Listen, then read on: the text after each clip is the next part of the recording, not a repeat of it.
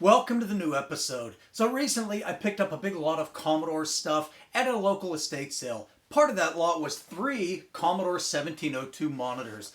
Now I started going through them, I was cleaning them up, recapping them just for my own use. By the time I got done with the second one I realized I'm on autopilot here. I can do these pretty fast. So I decided to do a video when I recap the third one. This is really meant for like the absolute beginner. So if you already know how to do this stuff, you're probably not going to get any value out of this. And you'll probably point out all the stuff I'm doing wrong. And I don't need that in the comments. So if you know what you're doing, don't watch. But if you're a beginner and you find this useful, check it out. I hope you find it helpful. Where do you start? Well, the first thing you do is you take that back part of the case off, and everywhere you see a screw with an arrow on it, that's what you have to remove. There's 1, 2, 3. Oh, that one doesn't have an arrow, so I lied to you. 4, 5. There's one in there next to the power cord. 6. One down there. 7. And one over there. 8. So we're going to start by taking those out and getting the back case off.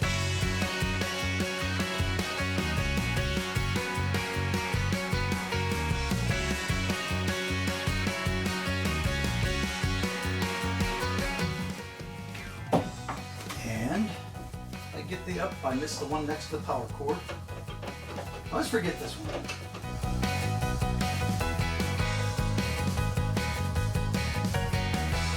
And you have to unravel that because when you pull this out, what do we got here? The cord has to come up through there to be able to take it the whole way off. And we're good. Next thing, we turn it around. And we open this front hatch here. And there are 3 screws in here we have to remove. So these 3 screws are what holds the PCB into the case. So we already got the back of the case off. That's really all you got to take apart. But then you can't pull the board out to work on it if you don't remove these 3.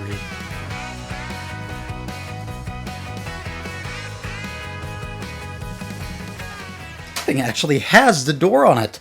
It's a small miracle in and of itself. Alright, so we got the back of the case off. We got the 3 screws out of the front, which are what holds this board into the case. We're almost ready to go now. Now this is where we get to don't be stupid territory. Don't randomly just reach your hands in here. These are just speaker wires. You can touch those, and we want to touch these. Remove these before you do anything else. Take a picture of all the connections before you disconnect anything, but in this case, it doesn't really matter. It's speaker. The white one goes on the left, the black one goes on the right, and I've never seen one that was different than that. The reason we take these off is you can then pull this out. Actually, we have to remove this wire. Then you can pull this out. That gives you better access to the anode cap once we get to that step. So this is where we get to the fun part. We need to discharge the CRT so we can remove the anode cap. Now this is where things get dangerous, so you have to be careful when you do this. There's extremely high voltage in these, and you can catch a healthy zap if you're not careful. Now in this case, this thing has not had power to it in 20 years, so I am confident there will be nothing to discharge here. Be that as it may, I am going to use a high voltage probe and my multimeter, so we can at least test it real quick and confirm that. Now, when you're working with this, good rule of thumb, one hand behind your back or in your pocket so you can't accidentally become a pathway for electricity to travel through your body. What you do, jam the probe underneath there until you touch the metal. There's a little metal clip in there.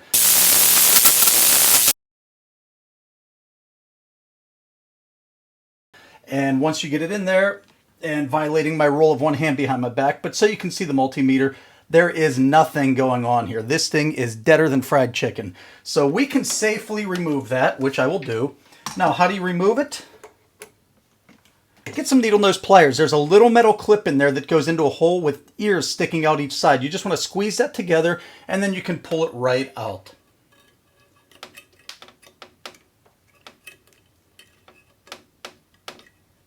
If you can find it. There you go. And that's the ears I was talking about. You can see the little metal clip there.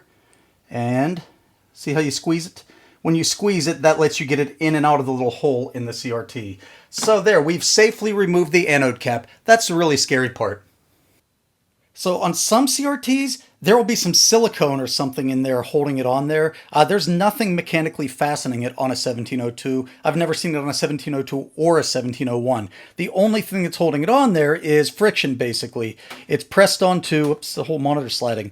There's pins coming out of this glass tube here, and there's socket here, and it's just pressed into there. So don't, you see that little glass tube? It's probably fragile. This is not a case where you want to use a ton of force, but usually a little rocking motion will get it moving there. And in this case, it's not moving as easily. There it goes.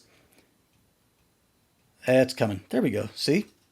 We're good there. Now that's out. The next thing we want to really do is pull the board out. When we try to pull the board out, there are going to be some wires preventing us from pulling it out. So we want to deal with those. Now, if you look down here, there are wires everywhere, and your natural inclination when you're taking something apart is just you see wires and you're like, unplug, unplug, unplug. In this case, you don't have to. There's only a couple you have to remove. This guy over here, pull out. He can be pushed over to the side. And the horizontal and the vertical deflection coil wires. These ones, before you disconnect them, take a picture. Let me see if I can get you a better view of them. They're the wires that come down off the yoke. So there's 4 of them. There's 2 on each side. On this side, you've got red and gray. And on this side, you've got white and I can't even tell, there's so much dirt on it. White and something else. The one comes down right here, and you can see it plugged in there. Take that one off. In this case, it is, I still can't tell, brown and gray. These things come in different colors. So in this case, notice brown is toward the front of the monitor and gray is in the back. That's not always the case. Take a picture of this before you take it out. Now, if you do happen to put it back in backwards, this one is the vertical deflection coil. So if you put this backwards, your picture will be upside down. It's not going to catch anything on fire or blow your monitor up, but you want to get it right. So take a picture of it so you remember which way it goes. I have this on video. So brown goes toward the front of the monitor, and yank that off of there. And you'll probably want to get it out of that little coil there, that wiring harness. And what am I doing here? There you go. So we're out. And the next one is further back in. Can you see it? Yes, this guy back here, that's the horizontal deflection coil. So you want to yank this guy out also. It has 3 pins, but only the 2 outside ones are connected. So red on this side, white on this side. Same deal. If you don't get this back on the right way, your picture will be reversed left to right. It'll be the wrong way. The difference with this one, I don't think this one is marked. The vertical one isn't marked. The horizontal one, though, it has the pin numbers marked on the connector and on the board. So if you don't take a picture and you forget, you can at least look at the connector to get that one off. So once you have that disconnected, there's one more thing to disconnect, and that is right here on the neck, this ground. Pull that off, and you'll have to take it out of this little wiring harness. Whoops, sorry, I bumped the camera there, my fault. Take that out. Now at this point, that's everything that was holding that all in there. So the whole thing can come out. I still got stuff stuck in these harnesses. Come on. Okay, there we go. That. And all right, let's take a minute to talk about tools and technique. You've got 41 capacitors on this board you need to desolder. So how are you going to accomplish that? Well, you can go old school, desoldering wick, heat it up, put this on there, it draws the solder into it, and in 100 years or so, you will have all 41 of these desoldered. Next, not a super expensive option and a little bit more successful than the desoldering wick. Get one of these little cheap vacuum sucker thingies. Heat the solder up with your soldering iron, put this next to it, and it sucks the solder off. They work marginally better than the desoldering wick, but still not great. What I'm using, and what I can't recommend highly enough, is the Hakko FR301 desoldering iron. This thing is an absolute beast for removing solder. You will be done so fast using this, and the other thing is, it's very effective. You're much less likely to damage a board by ripping traces off just because this thing works so well. So I'm going to be using this.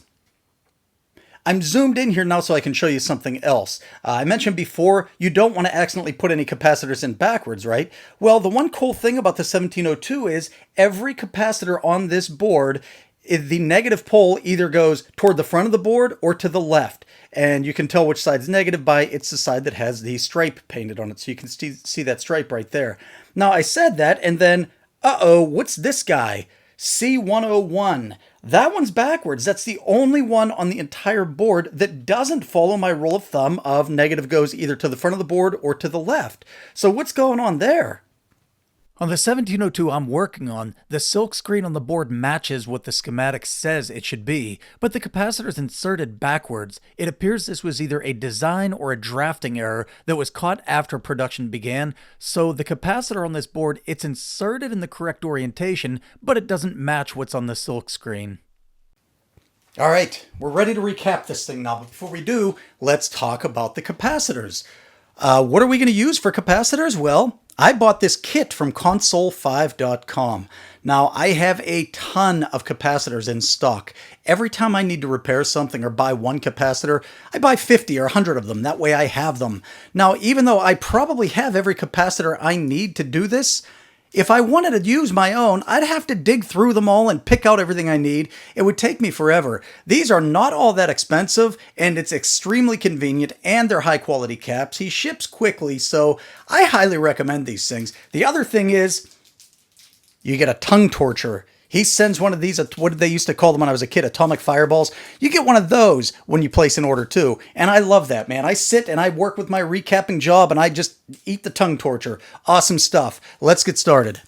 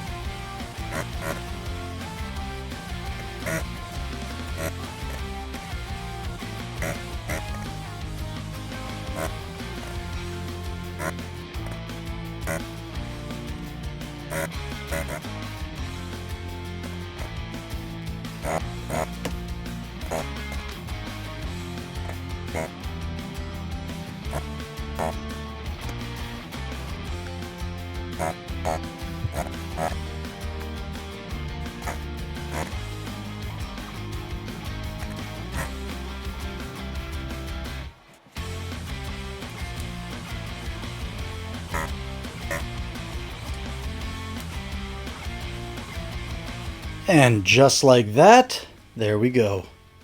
All the capacitors are removed in a nice little pile there.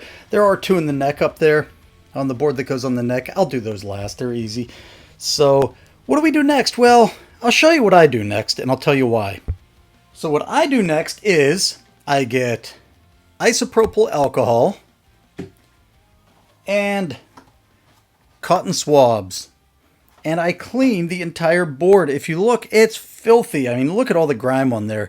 The reason I do that, it's not just for appearance. I mean, it is kind of nice if you're going to be doing all this work to recap it. Make it look pretty while you're at it. Why not? But the other thing is, when I put the capacitors back in here to solder them, I use blue tack. It's this, well, adhesive stuff for hanging posters to walls and things like that. Use blue tack. It's just this ball of blue, well, tacky stuff. I put that on the back of each capacitor so it doesn't fall over when I turn the board over to solder it. And the blue tack doesn't stick to dirt very well. And also, this stuff's reusable. I've been using the same lump of blue tack for like, I don't know, 10 years.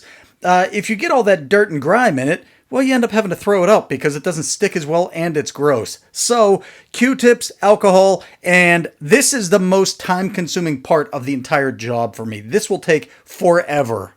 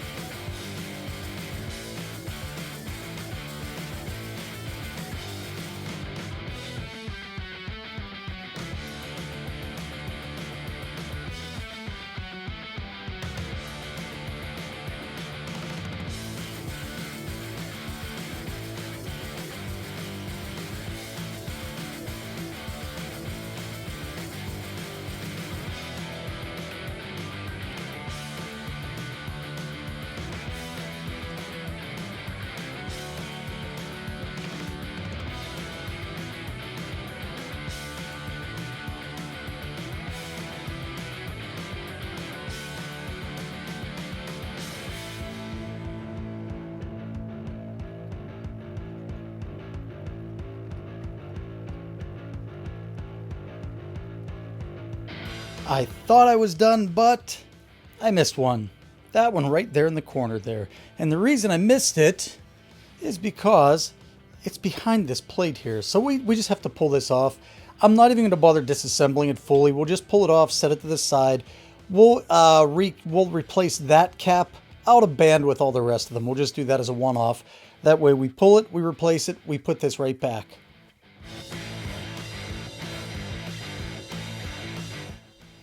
And there's the one guy we missed. All right, this one is C905. We're just doing it as a one-off, as I said. You put the striped side, the negative side, where the dot is. So the longer lead is the positive lead, and where the dot is painted on the side, or where the stripe is painted on the side, line it up with where the dot is on the PCB. And as I mentioned, I'm just doing this one as a one-off, so don't pay a whole lot of attention to how I solder this one or how I work on it. We just want to get this one out of the way, and then we'll do the whole entire rest of the board.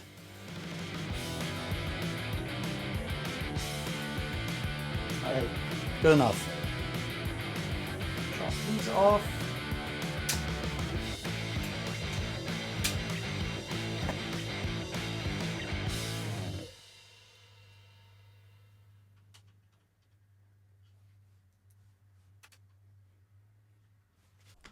Pro tip coming up here, so don't blink or you'll miss it. Remember, I purchased the recap kit from console5.com. Well, look what we have here with wiki.console5.com. It's a list of every capacitor we use for the 1702, so even though I didn't keep track when I was removing them en masse, I can use this list to know which capacitors go in which location.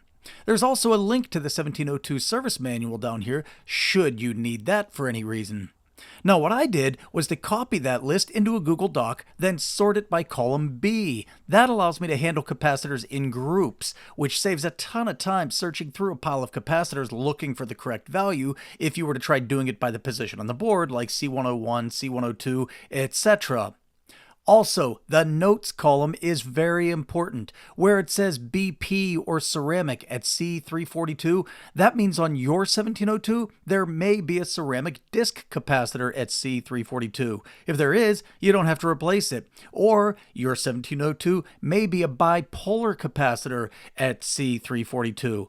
A bipolar capacitor does not have a fixed positive and negative lead, so they can be used in AC circuits where the voltage alternates. So anywhere on here where it says there's a bipolar capacitor, you have to be careful to not accidentally insert a polar or regular capacitor. So how do you tell the difference? Bipolar capacitors are usually a different color, like these two, bright green and blue. They will have BP painted on them, which is a dead giveaway, they're BP capacitors. They don't have a negative stripe painted on them, but they do have one leg longer than the other, just like polar or regular capacitors. Polar or regular capacitors have a stripe painted on them to indicate which leg is the negative leg, and they also have one leg longer than the other. The longer leg is the positive side, so you can tell from the bottom of the board when you're soldering which is positive or negative. Last thing in the notes, C101, which we already talked about. It might be backwards, so pay attention to how this one is oriented before you remove it. You'll want to insert it in the same way it was from the factory when you recap it, even if it's backwards compared to what the silkscreen says. The next tab over here is a board map provided by Console 5. It's a big time saver when you're looking for where each capacitor goes. Off to the races, ladies and gentlemen. I'm starting with C101 and I'm inserting it backwards so I don't forget later. Then I will do all the rest.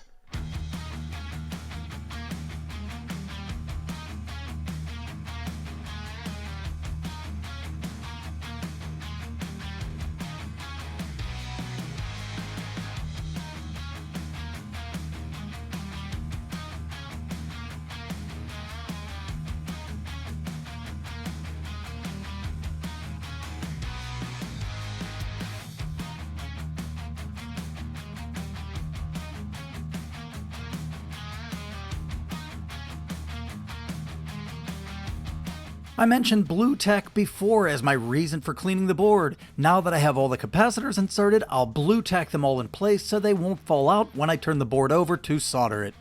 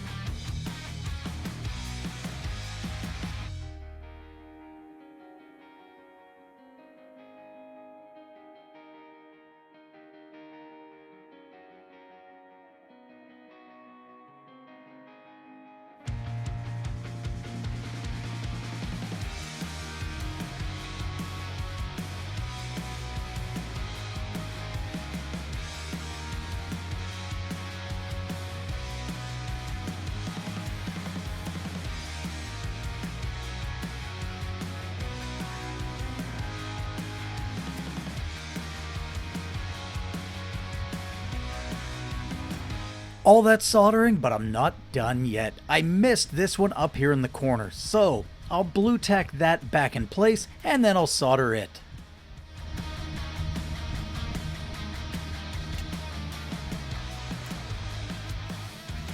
I saved these two in the neck board for last, so I'll take care of them now.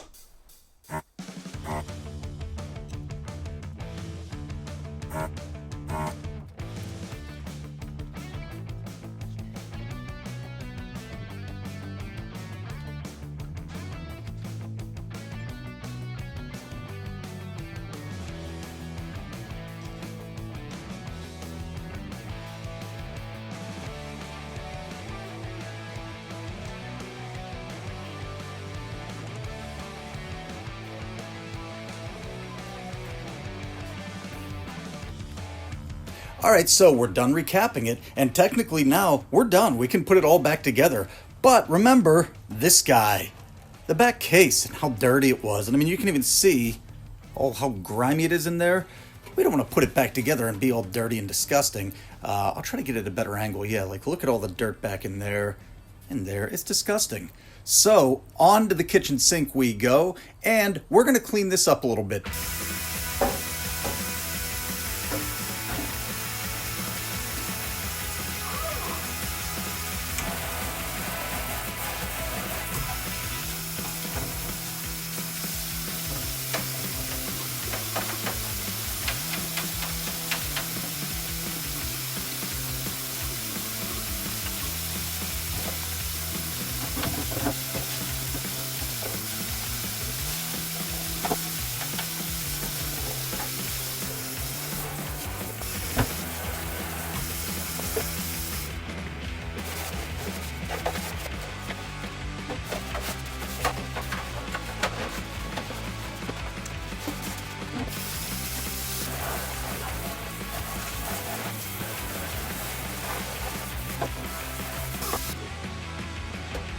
The last thing I'm going to clean up now is going to be the outer case here. I did the back part of it, now I want to do this part of it. To do that, I need to remove the tube from the case. To remove the tube, there's one screw on each corner for a total of 4 screws you have to remove. You need a pretty long screwdriver for it.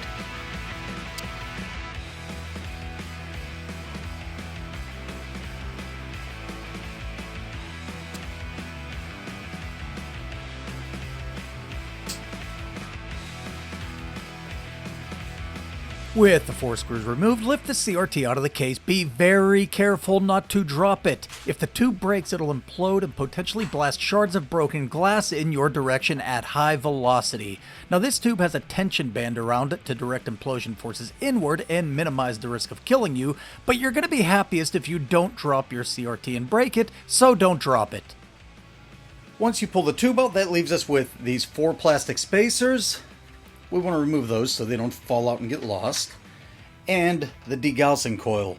Now, it's not a big deal. You can see how it's routed though. There's little plastic clips that it fits in. You want to route it the same way though, because this has to connect to the board on the left side. So you don't want to put it in backwards or you won't have enough wire for it to connect.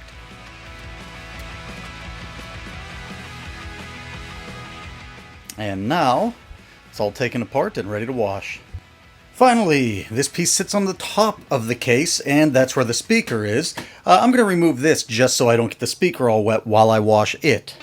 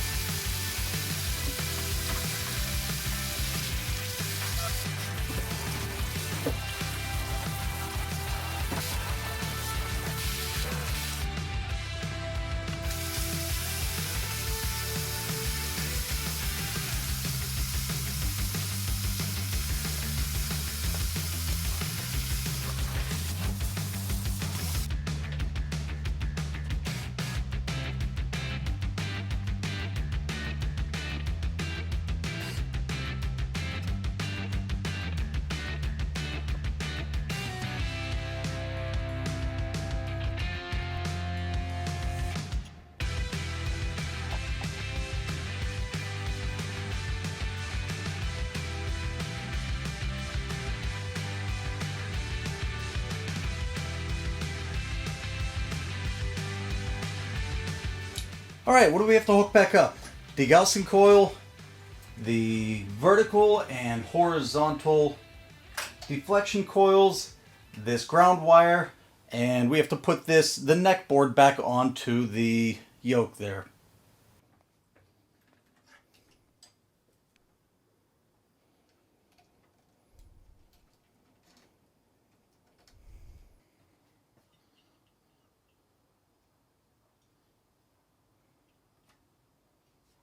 And what's next? Remember the horizontal and vertical deflection coil.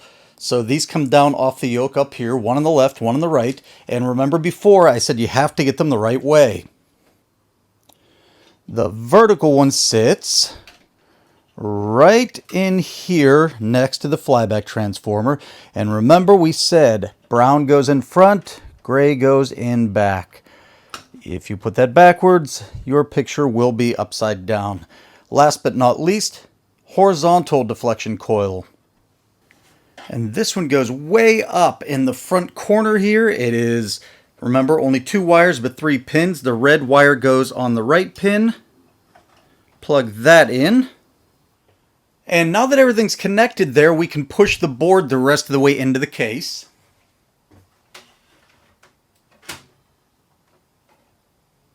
And then the last thing we have to do is connect this.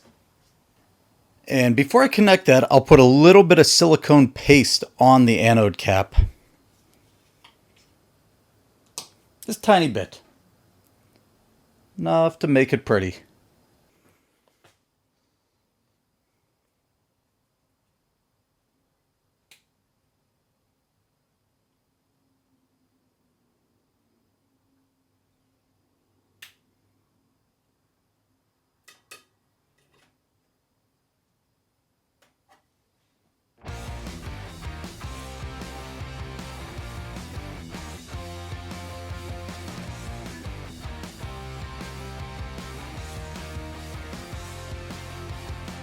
The last thing I'm going to do before I put it all back together is I'm going to hit this signal select front rear switch with a little bit of deoxit.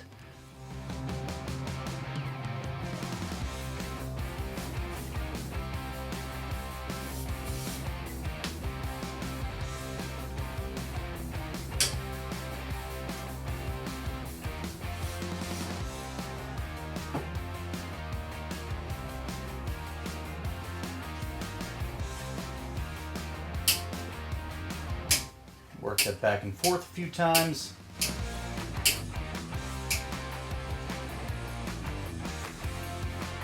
And then the back part of the case goes back on and we're done. Before you put it on, take the power cord and it has to go through this hole. And then yank it the whole way through. And then this just pushes on here and screws on in all the places I showed you when I unscrewed it to begin.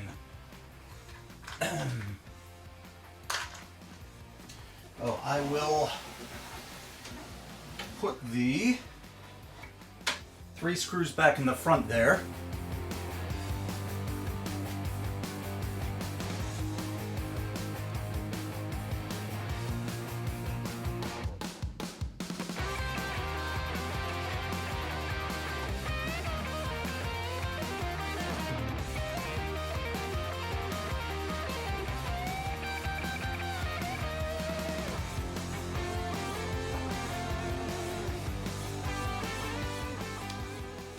Right, power on. No terrible noises yet, that's a good thing. And what happens here? We have a picture and it looks beautiful.